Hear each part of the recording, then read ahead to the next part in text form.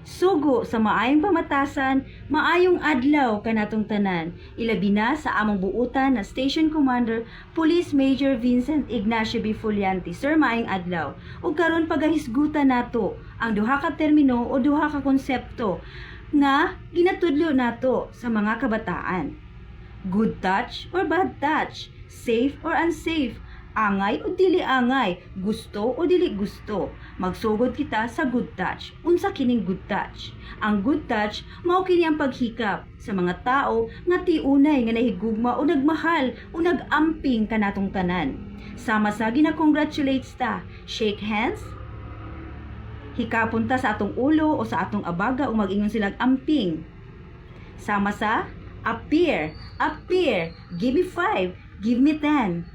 Malipay ang mga bata, dili makulbaan, komportable sila. Mao kana ang mga good touch. Unsa kining bad touch? Mao kini ang paghikap nga sila makulbaan, mahadlok ug dili komportable, gani ang uban nagahilak. Unsa kini ang paghikap sa mga maselan ug mga private nga part sa atong lawas. Subusa mga ginikanan, ayaw ninyo pasagdi ang inyong mga anak. Sa balay pa lang, bantayi ug i-guide ninyo sila ug tudloi unsa mga bad touch ug good touch. Og kini si Aling Pulis, Ate Bing. God bless sa inyong tanan.